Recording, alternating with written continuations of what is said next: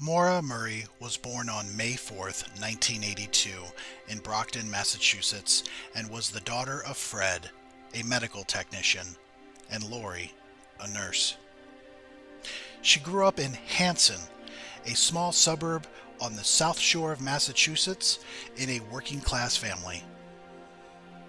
She grew up with four siblings: her older brother Fred Jr., her older sisters Kathleen and Julie, and her younger brother Curtis.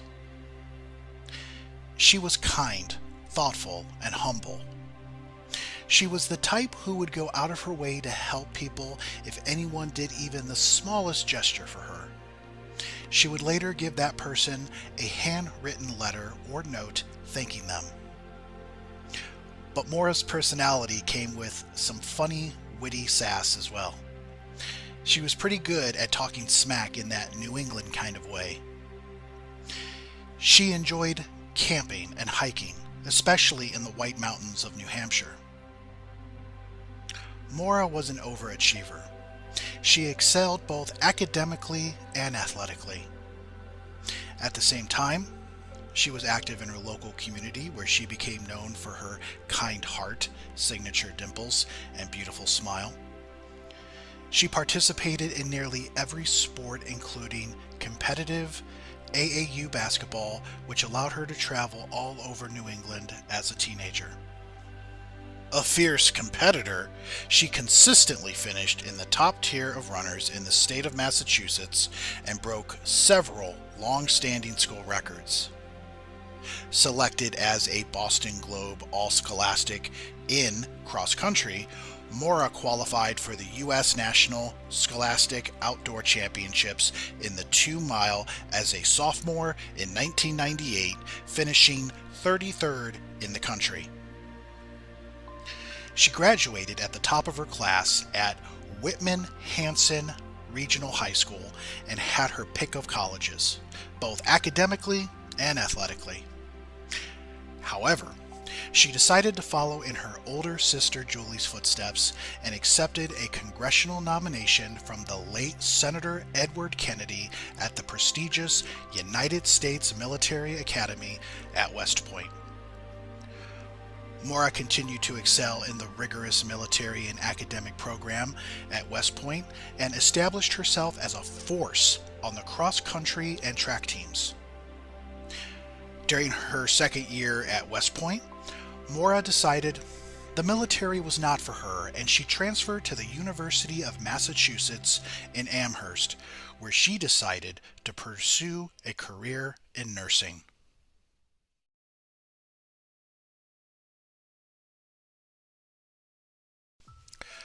On the evening of February 5th, 2004, while on duty at her campus security job, Maura spoke on the phone with her boyfriend Bill Rausch and her older sister Kathleen.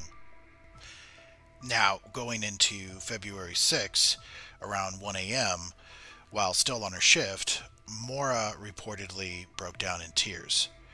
Her supervisor noticed, and according to her, Maura was, for lack of a better word, zoned out. Shortly after, the supervisor escorted Maura back to her dorm room. When the supervisor asked, what was bothering her, what was wrong, Maura repeated a few times, "My sister." Regarding Maura's phone conversation with her sister, Kathleen later told a news station, WCVB-TV, that she felt that it was a regular phone call, a normal conversation. But later on, a show covering Maura's disappearance interviewed Kathleen, and a particular part of the conversation shed some light on what could have possibly upset Maura. Kathleen, a recovering alcoholic, had been discharged from a rehabilitation clinic that evening, and on the way home, her fiancé drove them to a liquor store. Not exactly the best place for a recovering alcoholic to go. Now, coupling what Maura said to her supervisor and what the call with her sister contained, we can reasonably speculate, and I'm going to use that word because I believe it's reasonable speculation, that it played a part in Maura being upset, but there's still this part of me that believes there may have been some other underlying issues. We just don't know. On Saturday, February 7th, Maura's father, Fred, arrived in Amherst to visit and take his daughter car shopping. You see, her 1996 Black Saturn was on its last legs, with only 3 out of 4 cylinders operational and with black smoke belting through the tailpipe. They did not end up purchasing a car that day. Later, they went to dinner with a friend of Maura's. She then got a call from another friend about a dorm party that night. Fred allowed Maura to borrow his car, and she dropped him off at his motel room. And at around 10:30 p.m., she returned to campus to attend the dorm party, and at 2:30 a.m. on Sunday, February 8th, she left. At 3:30 a.m., she struck a guardrail on Route 9 in Hadley, causing nearly $8,000 to $10,000 worth of damage to her father's car. The responding officer wrote an accident report, but there is no documentation of any conducted field sobriety tests. Maura was driven to her father's motel and stayed in his room the rest of the morning. Sometime after she arrived, she used her father's cell phone to call her boyfriend, Bill. Maura cried, telling him what had happened, and Bill did his best to console her. When Fred learned of the accident, Maura was shaken up, crying, and extremely apologetic. Later, Sunday morning, Fred learned the damage to his vehicle would be covered by his auto insurance. Fred told his daughter it would be fine and everything would be worked out. He rented a car, dropped Maura off back at the university, and departed for Connecticut. At, I believe, around 11:30 p.m. that night, Fred called Maura to remind her to obtain accident forms from the Registry of Motor Vehicles, and they agreed to talk again the next night to discuss the forms and to fill out the insurance claim.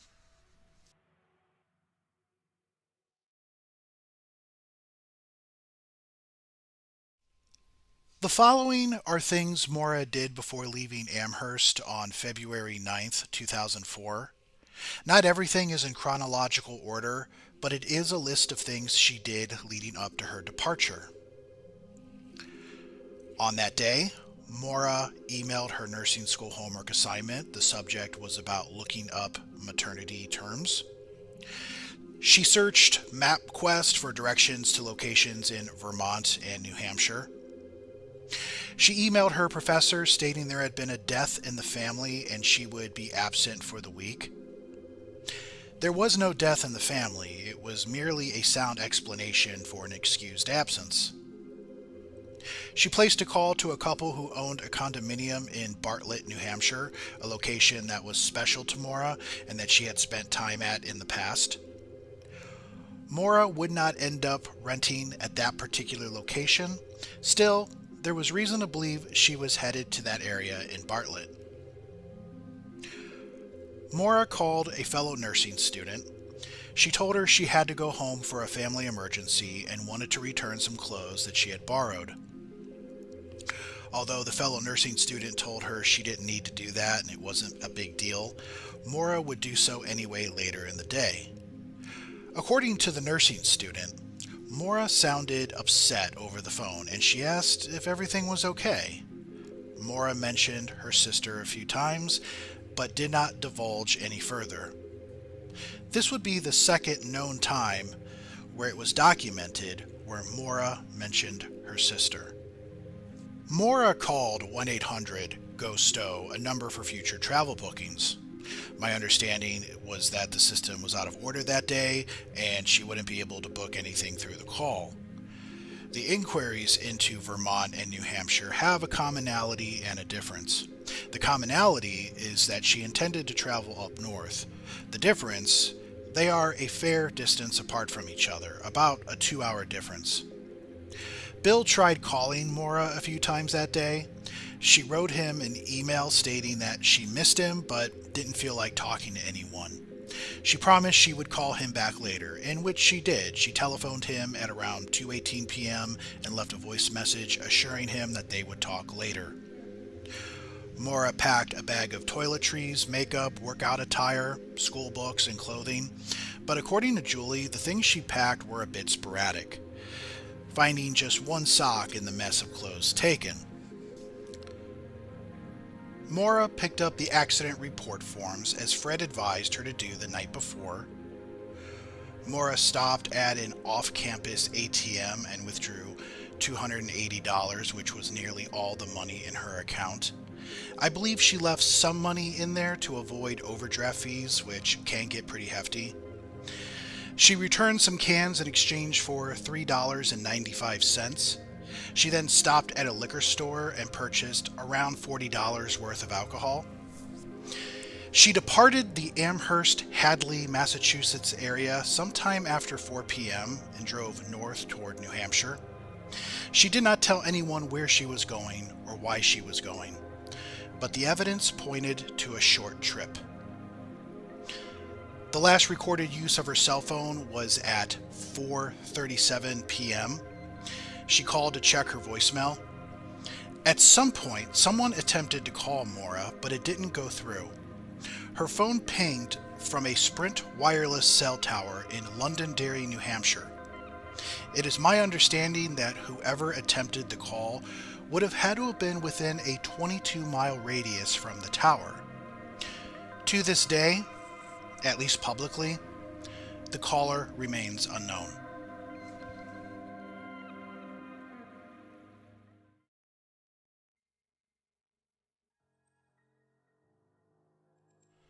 Sometime after 7 p.m., Maura Murray got into yet another car accident. It occurred after a sharp turn at a 90-degree corner on Route 112 in Haverhill, New Hampshire. At 7:27 p.m., Faith Westman, a nearby resident, called police and stated there had been an accident near her home. The car pointed west on the eastbound side of the road. Faith claimed to have seen a man smoking a cigarette inside the car. However, in later accounts, Tim Westman, Faith's husband, believed it was a woman at the scene on her cell phone. Westman's neighbors, Virginia and John Murat, also noticed the car out their kitchen window. Its hazard lights were on, and they noticed someone walking around the car. The Murats would also witness one of their neighbors, Butch Atwood, arriving on scene. Butch, a school bus driver, stopped and spoke to Maura. He would give different accounts later on, but he offered her help and asked if she needed him to call the police. She declined both offers and said that she had already called AAA. Knowing there was no cell phone reception in the area, Atwood drove home about 100 yards east of the accident, parked his bus, and went inside to call police. His call to 911 was placed at 7:42 p.m.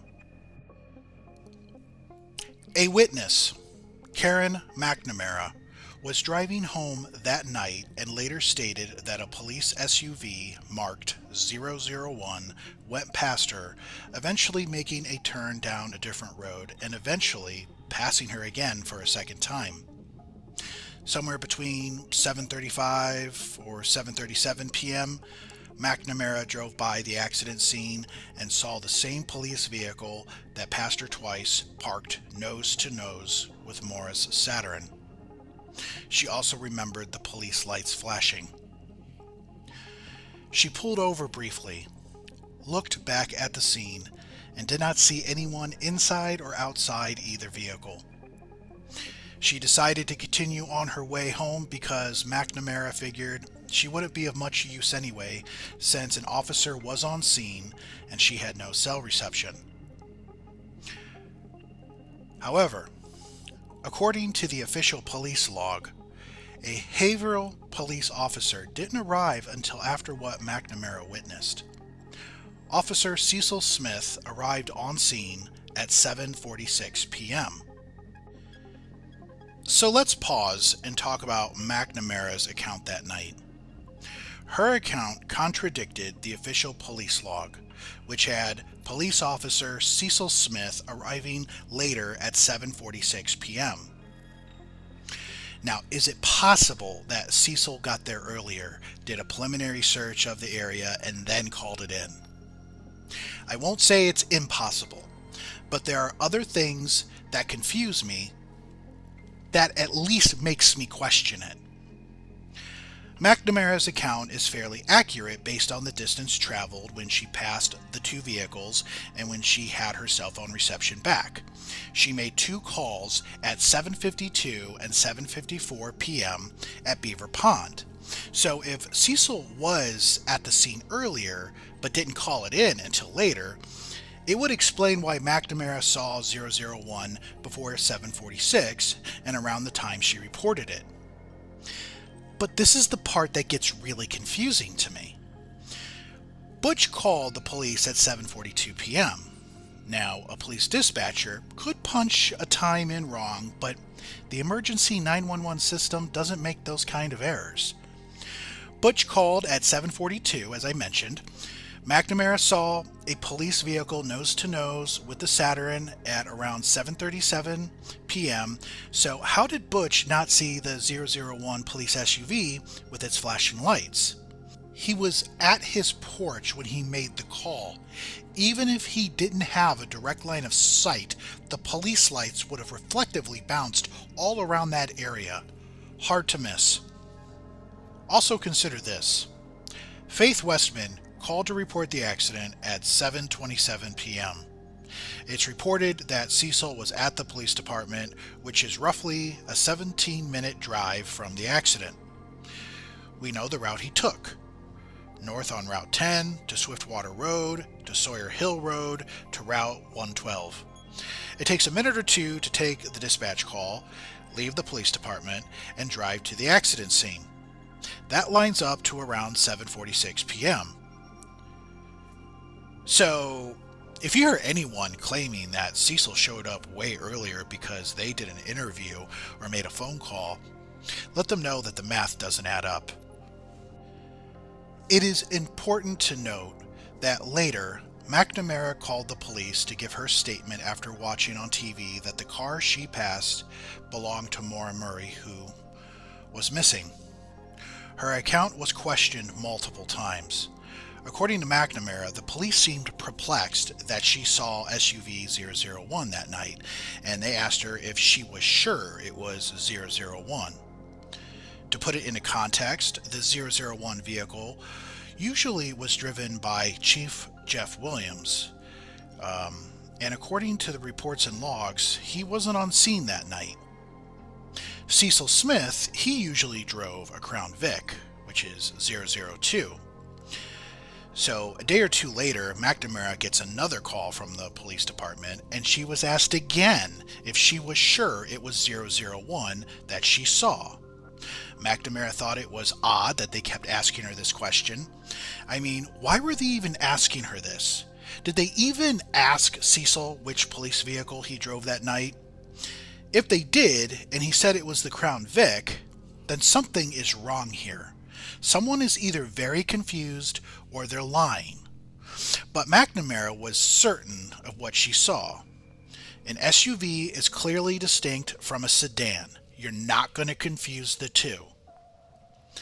I don't want to get ahead of the story, but this is worth noting due to the confusion which muddies the waters. Another witness, Susan Chapman, passed by the scene around 7:50 p.m.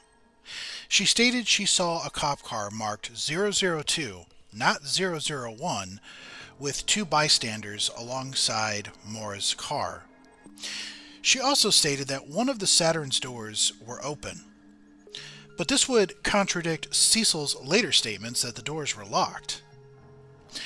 Did 002 come later, or was 002 the car parked nose-to-nose with Maura's vehicle?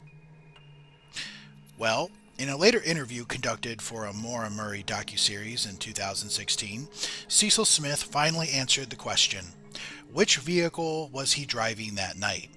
Was it SUV 001 or was it Crown Vic 002? His answer? He drove the SUV 001. Okay, great. Seems to explain everything, right? Would have helped if people badgering McNamara just asked him that question, but mystery solved. Well, no, wait. I'm not sure that it does. So, State Trooper John Monaghan, who arrived later, asking if he could be of any assistance, placed Cecil with the 002 Crown Vic. Later, John Healy of the New Hampshire League of Investigators said that 001 was out of commission that night. He claimed the police told him this. Despite these truly bizarre contradictions, let's get back on track.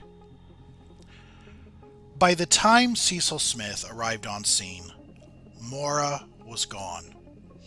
He stated in a later interview that he could see tire impressions going from the road to a group of trees and then back to where the vehicle finally rested. He said he activated his takedown lights, and those are like spotlights where you could see everything in the area, but there was no one around the vehicle. Cecil noted that the car had been locked, and there was a box of red wine behind the driver's seat, as well as stains on the ceiling and door. Underneath the car, a Coke bottle was discovered that appeared to have had red liquid in it with an alcoholic odor. He also noted that there appeared to be a rag stuffed in the tailpipe. Later, it was learned that this was something Fred advised Maura to do in order to avoid being ticketed by the police for excessive smoke coming from the tailpipe. Cecil went to the Westmans and asked, "Where's the girl?" A bit odd because the Westmans didn't say a girl got into a car accident. Simply that there was a car accident by their home and that it appeared there was a man smoking a cigarette inside of it. Perhaps Cecil deduced that the person driving the car was female based on any identifiable contents in the car. One could argue that Cecil heard that the person who had the accident was female in the dispatch chatter due to Butch's call. The thing is, 25 minutes of that has not been released to the public. It would certainly clear up a lot of confusing questions, and until that ever gets released, if it ever gets released, we are stuck wondering versus knowing. Cecil then went to the Atwoods to ask where the girl had gone. According to Cecil, the conversation went a little something like this. Butch said that he just talked to the girl a couple minutes ago and that she's at the car. Cecil responded that no, she wasn't. Again, according to Cecil, Butch described what Maura looked like, that she was alone, didn't look hurt, but must have been drinking because she slurred her speech and had to lean on something while standing there. Now hold up. Let's stop here. Is Cecil putting words in Butch's mouth? Because in the Caledonian Record in 2004, the Whitman-Hanson Express in 2007, and a clip from Investigation Discovery's Disappeared, which I believe was in 2010, Butch said that Maura did not appear intoxicated. Now, sure, I don't believe it's unreasonable to assume that it was possible Maura was drinking alcohol in her car, but Butch never said she appeared intoxicated. So why did Cecil put words in Butch's mouth? Now, granted, Butch has given some contradictory statements before, okay? I'm not hiding from that. I just want to know why Cecil is putting words in Butch's mouth regarding this. I don't know. All I can ask is why. Cecil asked Butch for assistance locating Maura and suggested that he go west of the accident scene and search some of the roads in the French Pond area. As always, Cecil stated that he never asked Butch for help, but it was stated later that, yeah, he did. So try figuring that out. The bottom line, Butch went west. State Trooper John Monaghan responded to the scene and also searched the roads west of the accident site. I don't know why he didn't go east where his actual jurisdiction was. I figured, why not cover both directions? Also, why didn't he inform his superiors of the incident? According to Monahan, days later, they did make him file a report. Shortly after, fire and EMS also responded to the scene. EMS was dismissed within minutes, perhaps because there was no one at the scene to treat. The 8 firefighters briefly searched in the accident scene before proceeding back west and returning to the fire station. As far as anyone is aware, no one searched east of the accident scene. At 8:49 p.m., the scene was cleared and Maura's car was towed to a local garage. Butch Atwood's brief interaction with Maura was the last known credible sighting. Since that time, there hasn't been a trace of her or any activity on her cell phone or bank accounts.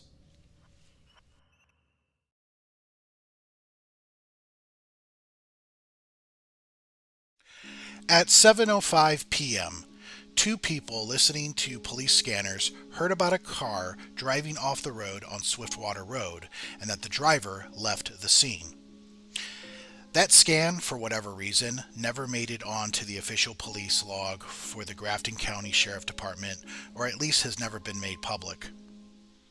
Could this have been Maura, or was this someone else?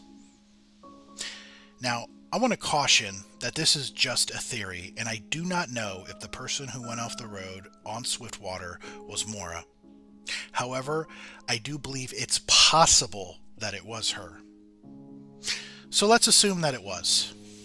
I believe the timing fits.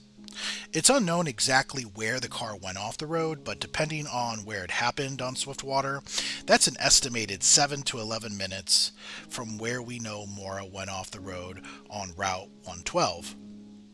So take 7:05 p.m. when the car was reported to have went off the road by the police scanners, and then add 7 to 11 minutes, and the time is anywhere from around 7:12 to 7:17 p.m. Of course, there is wiggle room for other factors for as far as she could have arrived after, but we know Faith Westman called the police at 7:27 p.m., but how long did it take for her to call once the accident happened? Was it 1 minute? Was it a couple of minutes? Was it anywhere up to 5 minutes? I'm not sure. I also heard that Swiftwater Road may not have been where the car went off the road, leaving possibilities for the Swiftwater Bridge area, which is around 3 minutes from the accident scene. There's Swiftwater Way Station, which is about 2 minutes away, and then there's Swiftwater Circle, which is the closest of all of the known Swiftwater names. So is it possible Maura didn't go off the road once but twice, with the second being the most impactful? We may never know. It remains a mystery. What about a possible witness?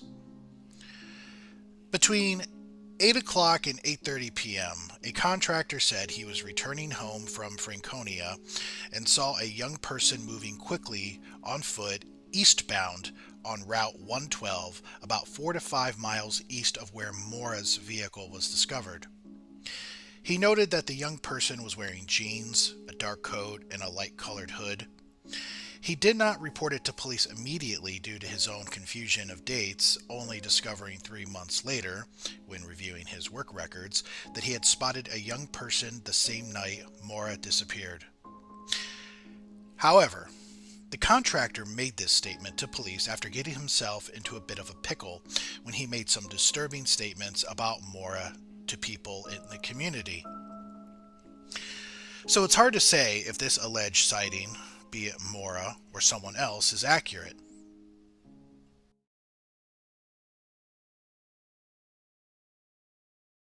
I mean, we've been going through the woods, all our favorite spots, and we're just looking for somebody just to come out and say something. Kathleen Murray has spent the last 3 days searching for her sister, 21-year-old Maura. The UMass college student hasn't been seen since Monday night when she crashed her '96 black Saturn on Route 12 in Woodsville. Police arrived to find the car, but no sign of her. One witness reported seeing Maura looking impaired. She might be afraid that she's going to get in trouble, but we just want to let her know that it's fine. We just want her to come home. We did an intensive search of the crash scene area for evidence that she may have walked into the woods. Nothing like that was uncovered. Haverhill police have been working with state police and Fish and Game to find Maura, while her family and friends have been driving all over the region, posting these missing person signs, hoping someone may give them a clue as to where she is. I feel badly for the family and hope that she's okay. They're canvassing everywhere from Haverhill along the Kankamegas Highway to North Conway. The area is like a second home to Maura. She's come here to the region with her family since she was a kid. While her family believes she may have been upset about something, it was nothing that would have caused this type of alarm. Still, they're very concerned. She's the best. I mean, she's got a lot of family, a lot of friends, and we love her. They searched with dogs, by air, and on foot. They've checked everything from bus logs to snow tracks, and now, after 10 days, officials say they have suspended the ground search for 21-year-old Maura Murray.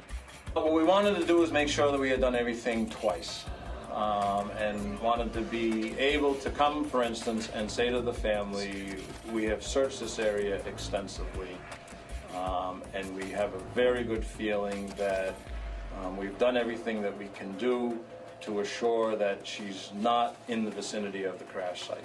Officials even went a step further when asked if they thought Murray left the scene of her January 9th car accident on her own. At this point, I have no reason not to believe that. But those close to Maura and her family say even if she left on her own, she would have gotten word home. And there's no way that she would ever put just the two most important people in her life that I'm aware of, her father and my son, through this nightmare. There's no way. Officials plan to continue doing background checks on Maura with the help of the FBI to try to establish her frame of mind prior to disappearing. But at this point, there will be no further search of the area. As for Maura's family and friends, their search continues. Maura, we love you. We're never going to give up hope. Don't you give up hope, because we're going to find you and we're going to bring you home safe. Investigators say if they find any further evidence to support such action, they will go out and search that area again. But at this point, they feel they have done all they can. On February 10th, the next day, around noon, police issued a be on the lookout for Maura.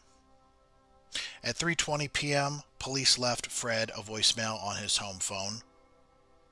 Around 5 p.m., Maura's sister Kathleen called her dad on a cell phone and told him that Maura's car had been found abandoned in New Hampshire and she was missing.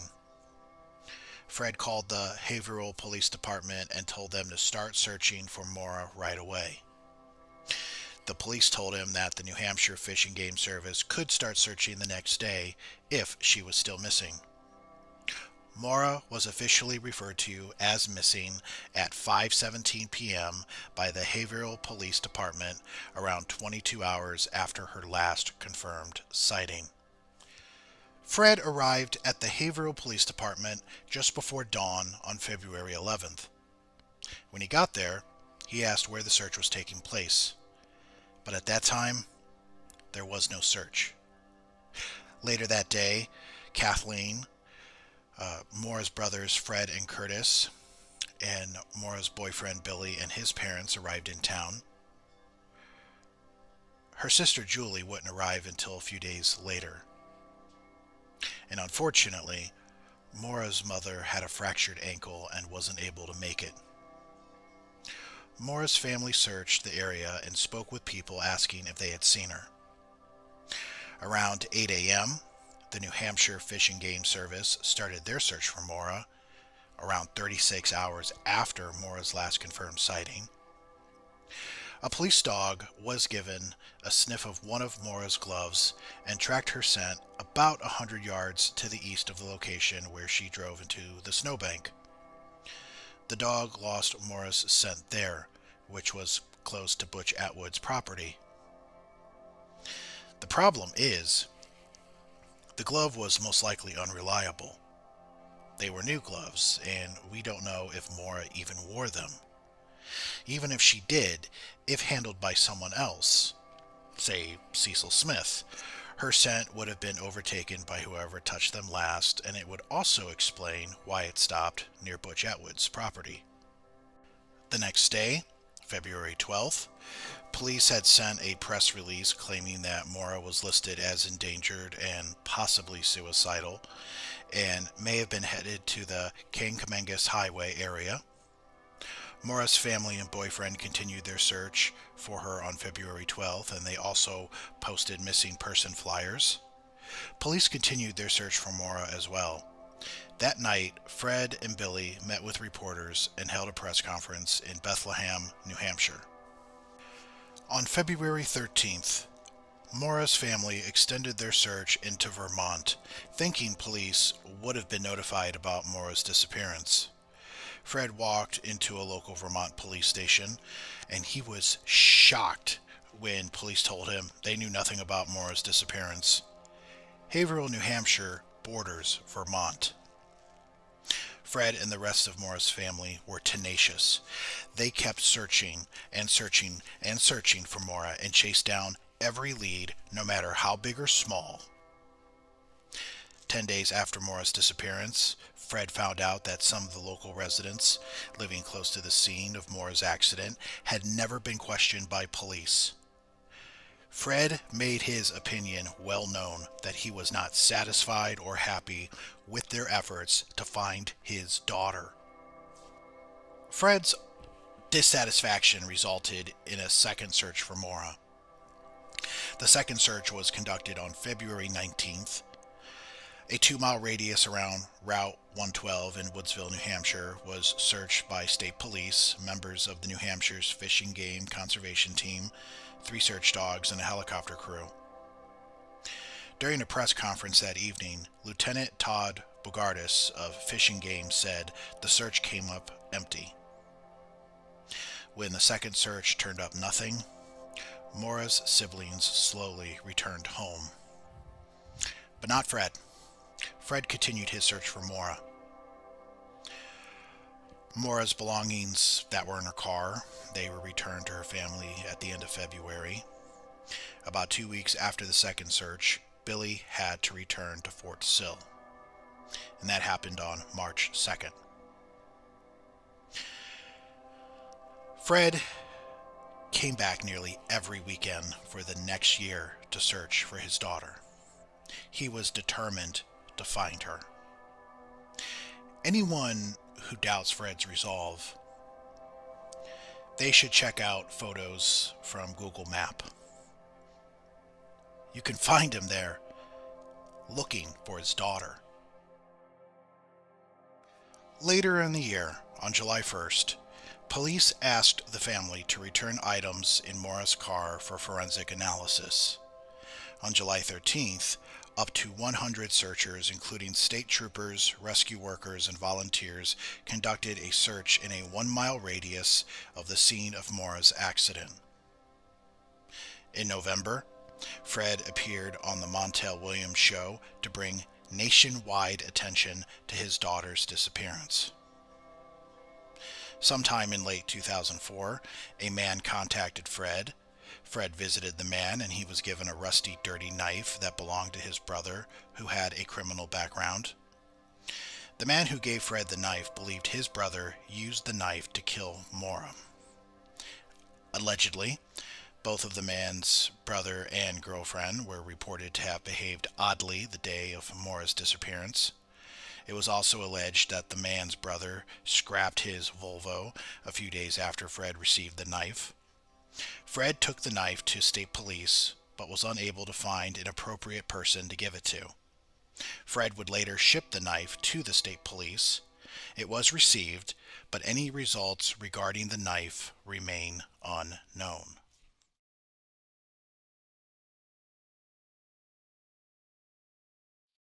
Hi, my name is Fred. On a mission to find his missing daughter, Maura, Fred Murray went to Concord to see Governor Lynch. Frustrated with the state police investigation into her disappearance, Mr. Murray is asking the governor to release all her case files, and he'd like the FBI to get involved in the investigation. I did meet with Mr. Murray, and I told Mr. Murray that I will look into the situation, and I promise to get back to him just as soon as I possibly can. And we pray, O Lord, for Maura. From the State House, Maura's family returned to where she was last seen 1 year ago. Good. That it? Her father replaced the ribbon that has marked the spot where Maura crashed her car on Route 112.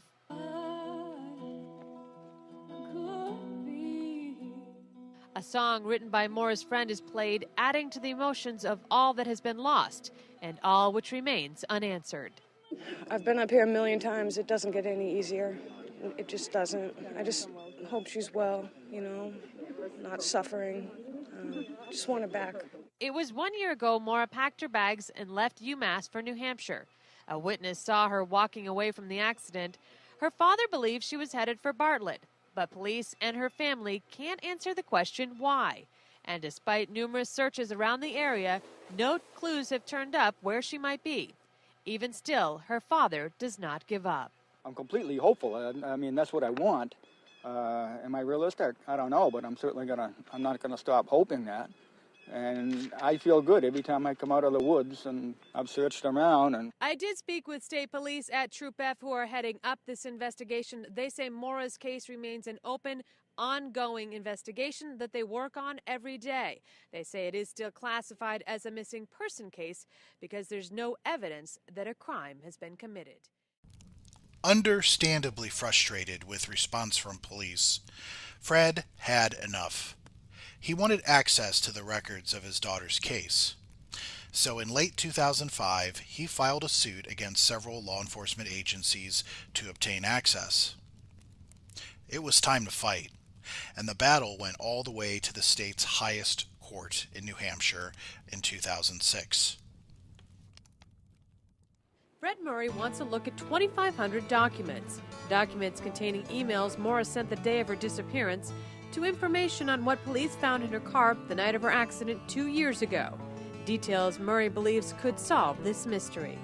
tell me what you did, tell me what you didn't do, and I'll try to go back and see what you didn't do and take a fresh look at it and start it all over. It gives me my best hope. It gives me my only hope.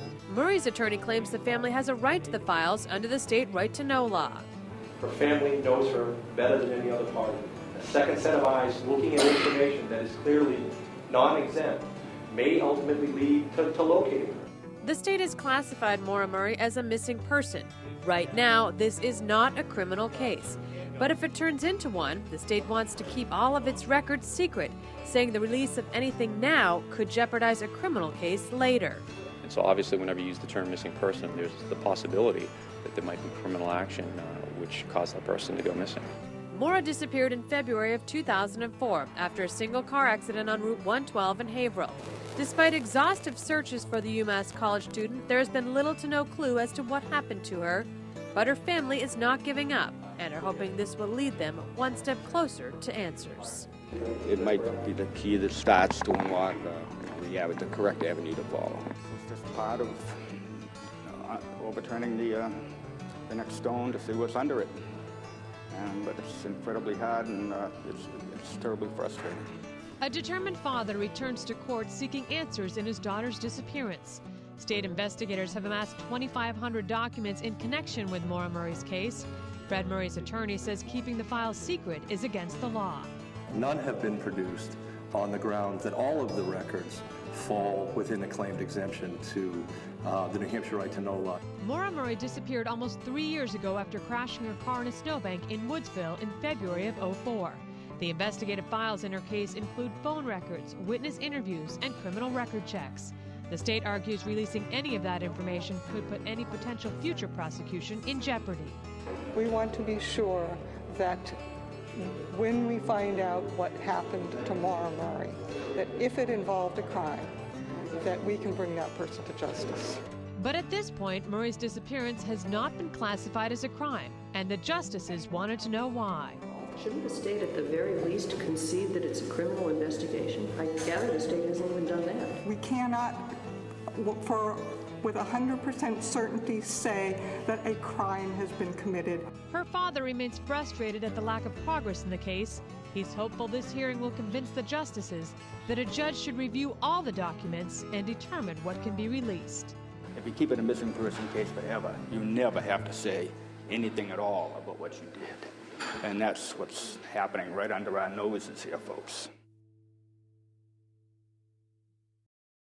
Law enforcement would end up releasing some of the records, but they were heavily redacted and didn't help the family in any way. Regardless, the search for Maura Murray continued. In 2006, the Molly Bish Foundation, the New Hampshire League of Investigators, and 10 retired police officers and detectives began investigating Maura's case. Later, October 2006, volunteers organized a 2-day search not far from Maura's accident location. Cadaver dogs apparently went bonkers and may have detected the presence of human remains in a closet in an A-frame home. The guy accused of killing Maura by his brother, who gave Fred the rusty knife back in 2004, had previously lived in that house. The New Hampshire State Police received a sample of carpet from the home, but the findings, much like the rusty knife, were never made public. In 2007, Arkansas-based organization Let's Bring Them Home offered a $75,000 reward for information leading to Maura's whereabouts. In July 2008, volunteers organized a second 2-day search through Haverhill, New Hampshire. In February of 2009, New Hampshire prosecutor Jeff Streslin stated that the case was still open. He said he didn't know if Maura was still a victim, but the state was still treating it as a potential homicide, despite the fact that it was a missing person case.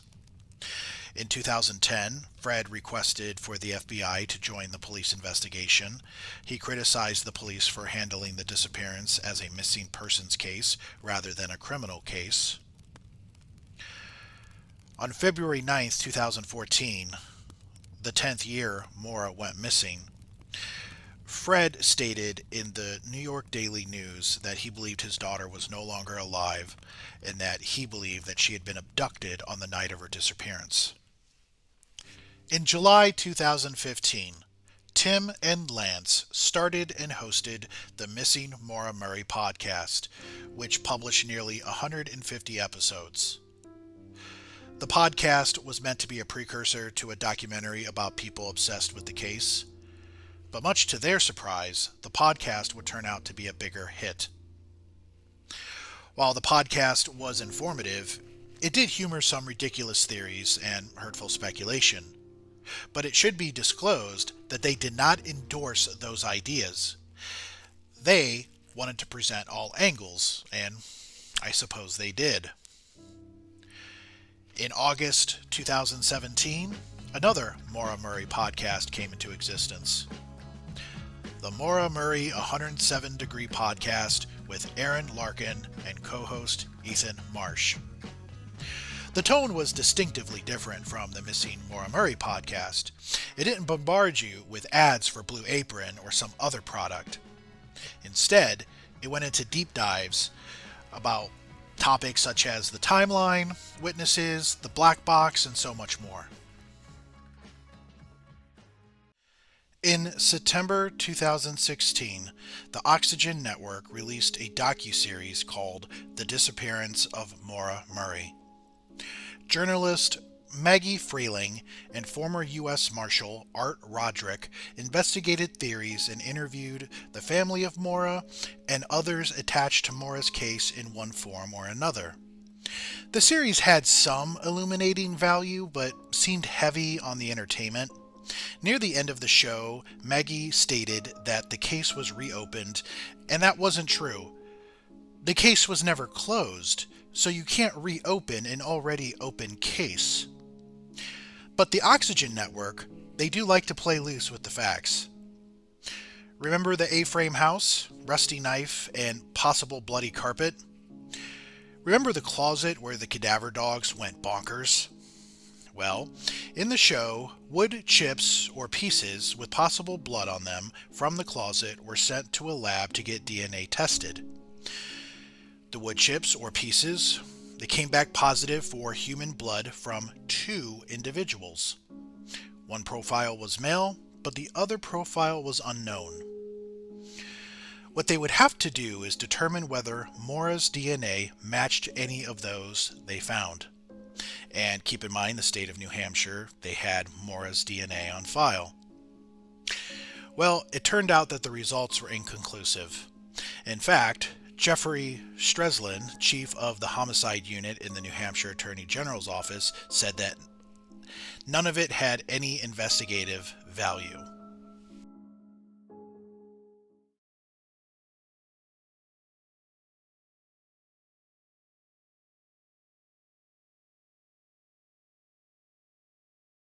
"15 years after a young woman disappeared, her father now believes her remains are buried in the basement of a New Hampshire home. Maura Murray was a UMass student when she vanished back in 2004. Her father hired private investigators. And as Christina Rex reports, he says they've used dogs and radar to focus on a very specific place.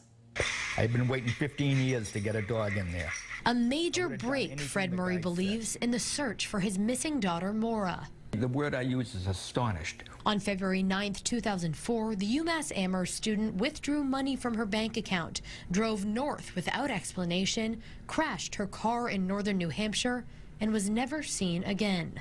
I want to bring my daughter home and give her a proper burial. I want to dig her up out of a hole in some dirtbag cellar. Her father has never stopped looking, and he now believes he's found her body. Good boy, very good. Buried in the corner of the basement, a stone's throw from where she crashed her car in the town of Woodsville. So what you're looking at is the dog's final response. 2 different cadaver dogs and radar technology pinged that exact spot in early December. Fred had gotten a tip on the place in 2004, but wasn't allowed inside until new owners moved in recently.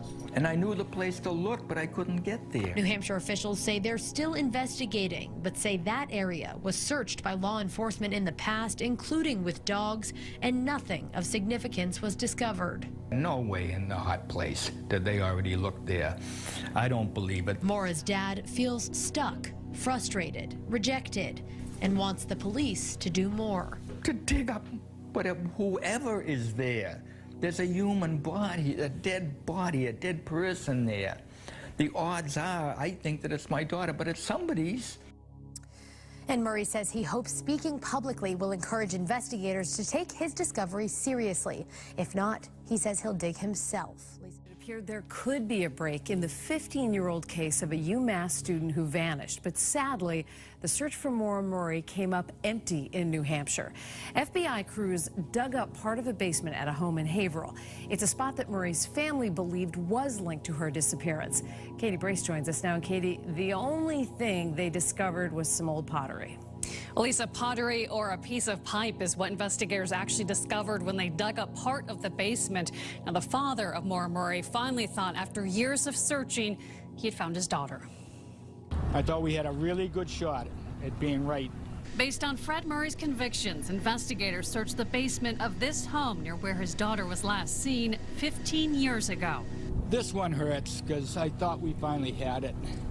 This one is worse than the other false alarms or dead ends, and I was pretty sure. On a February evening, Maura Murray, then 21 years old, crashed her car in New Hampshire in the White Mountain region. Someone stopped to help. She declined and disappeared. Over the last several months, that home has become the target of increased speculation. In Fred's own investigation, cadaver dogs indicated there was a body in this home's basement, and ground-penetrating radar showed disturbance to the ground. But police investigators say there was no credible evidence Maura's body was there. It was really done just simply to cross something off the list. Prosecutors still reached out to the new homeowner, who agreed to have the FBI and state police dig up part of the basement. No evidence was found in connection with that case. That conclusion, Fred Murray is again without answers or his daughter. Stick my nose back on the trail. That's all I can do.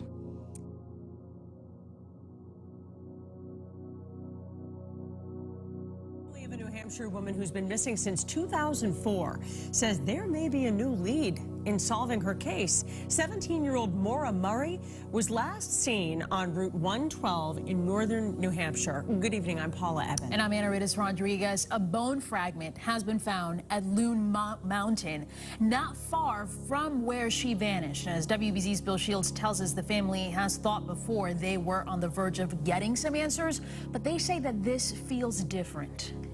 I don't know what happened to my sister. This is her sister, Maura Murray, a student at UMass Amherst 17 years ago. In February of 2004, Maura's car was found in northern New Hampshire. She had been on her way to a familiar place, Loon Mountain, but Maura disappeared. Then the other day, a construction crew on Loon Mountain came across human bones. We're still not sure exactly how old these bones are or the gender, so it's still sort of up in the air. But like I said, this one feels a little bit different. A sister's intuition? Perhaps. But years ago, police questioned two people near Loon, but made no arrests. Now, they have human bones found at Loon just the other day. This is gut-wrenching. If it is truly Maura, the people that are responsible can be brought to justice. It will likely take at least a couple of months to begin to identify the bones found at Loon Mountain. But after 17 years, the Murray family is more than willing to wait. The family of Maura Murray, a young woman who vanished decades ago, is heartbroken by the latest development in the case. WBC's Lisa Hughes is back with us. And Lisa, the family had hoped they were on the verge of finding some answers. Yes, Anna Murray's family was encouraged when human bone fragments were found not far from where Murray vanished in 2004. But investigators now say those bones found near Loon Mountain in Lincoln, New Hampshire, are not Murray's. Those fragments may actually date back to the 18th century. Murray was last seen along Route 112 in North Haverhill, where her car spun out into a snowbank. Two people were questioned at the time, but no one was ever arrested. Her family was hoping that the discovery of the bones would provide new clues. Murray's sister Julie released this statement. My heart is heavy upon learning that these remains do not belong to my little sister. My family will continue to search for Maura and will leave no stone unturned until we bring her home and hold accountable those who are responsible for her disappearance. State police say the bone fragments discovered were in existing soil. They weren't moved to that area. Radiocarbon dating found there is more than a 95% likelihood that the bones are from a person who died between 1774 and 1942.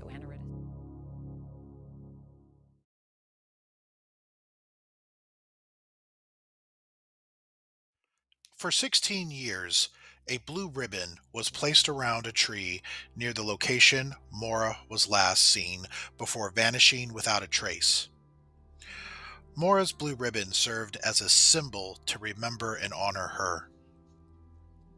In partnership with New Hampshire residents and supporters across the world, the Murray family launched Maura's Blue Ribbon campaign in July of 2020 to remember and honor Maura as they continue their fight to bring her home. The three goals of the campaign were: 1. Protect Maura's Blue Ribbon. 2. Preserve Maura's Blue Ribbon tree. 3. Erect a New Hampshire historical marker recognizing Maura's disappearance. You see, Maura's family didn't have a gravesite to visit. The only place they had is where she was last spotted, and it served as a living memorial. The family even offered to purchase the tree, lease the land, and undertake any means necessary to preserve the tree. Unfortunately, the request for the historical marker was denied, and on February 26, 2021, the New Hampshire Victim Advocate Office informed the family that the tree had been destroyed. In 2021, to honor and remember Maura, Julie designed a workout she wishes she could do with Maura on her little sister's birthday, which is May 4th. The annual event is called Maura Murray WOD. The WOD stands for Workout of the Day. It's something that family, friends, and supporters can participate virtually in, and it consists of 2 events with special significance to Maura: a 2-mile run and 82 burpees. Maura's best race was the 2-mile run, and Maura's birthday is, 1982. And doing 82 burpees, I guarantee you, will make you sweat.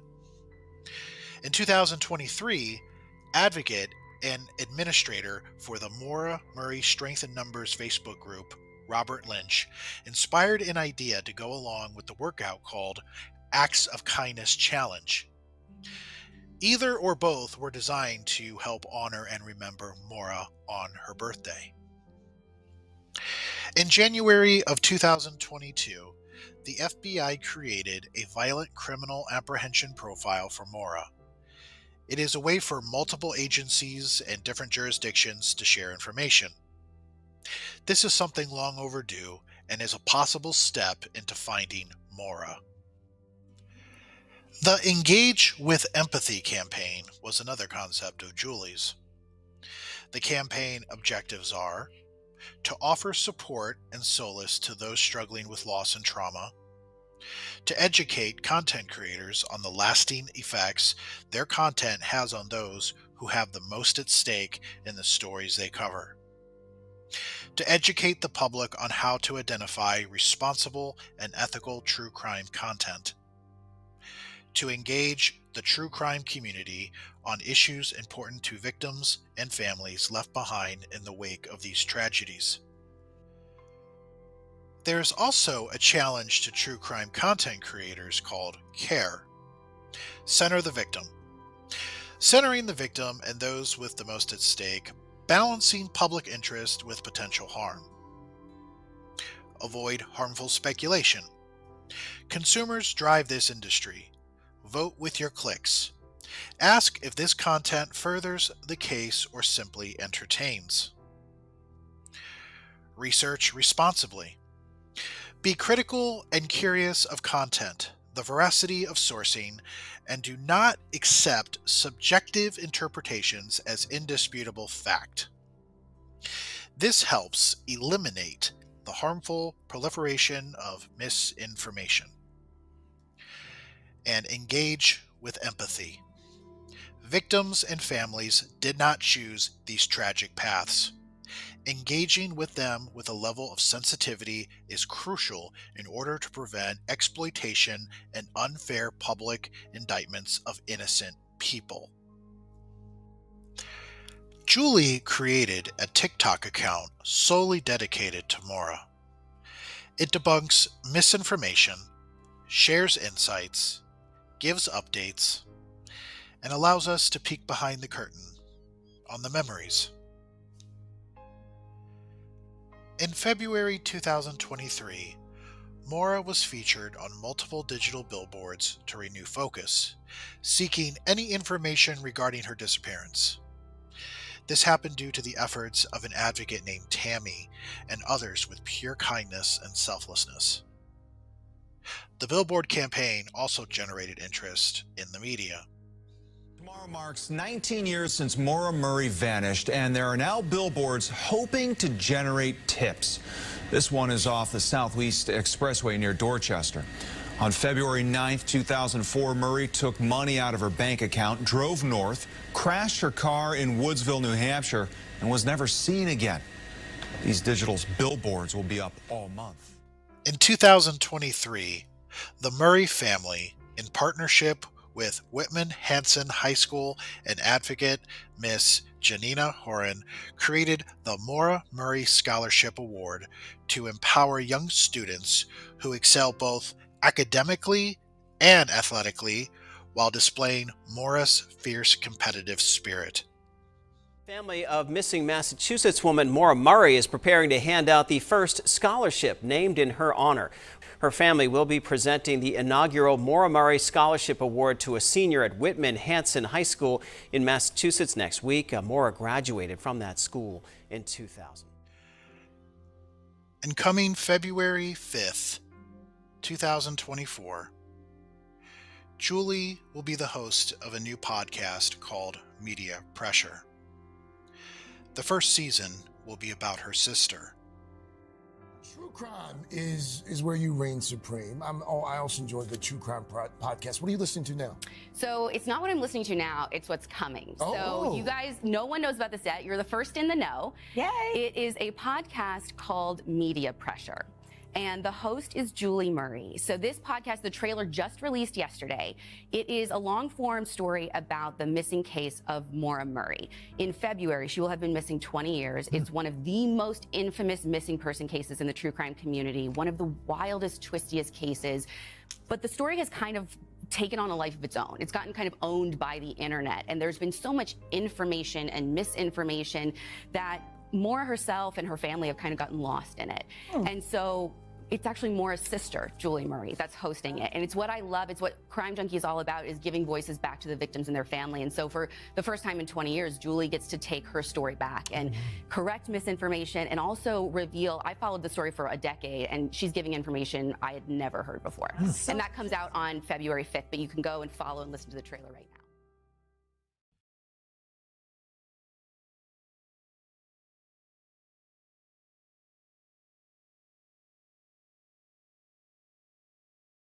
Stephen Baldwin, formerly known as Stephen Finkelstein, has recently emerged as a person of interest in the disappearance of Maura Murray due to forensic evidence and a shared history with her at West Point.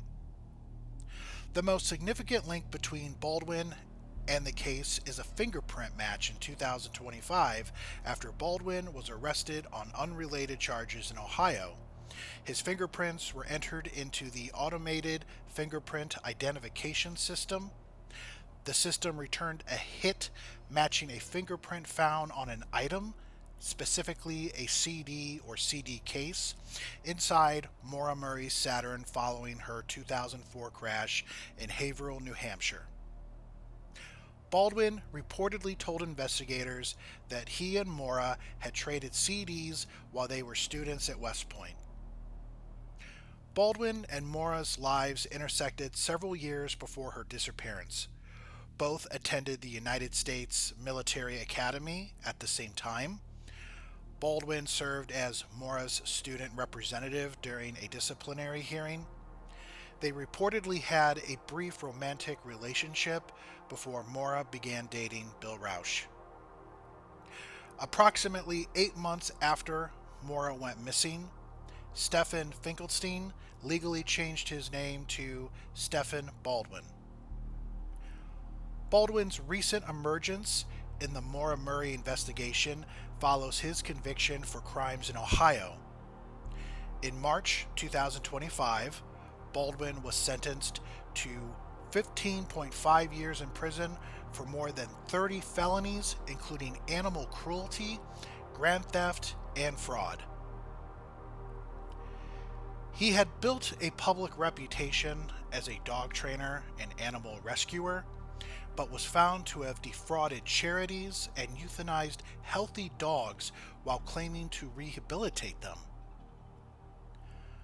Other women in Baldwin's life have either died or disappeared. While the fingerprint confirms that Baldwin had contact with an item in Maura Murray's car at some point, authorities have not officially charged him in connection with her disappearance, and the investigation remains ongoing. "22 years. It's a number that feels heavy, almost impossible to wrap my head around. How can more than 2 decades have passed since that February night in Woodsville? A whole generation has grown up. The world has shifted 1,000 times over, And yet, for those who care about Maura, time often feels like it's frozen in that snowy bend of Route 112. When I look at her photos now, I don't just see a missing person. I see a sister, a daughter, and a friend whose laughter should be filling a room right now. The silence of 22 years is loud.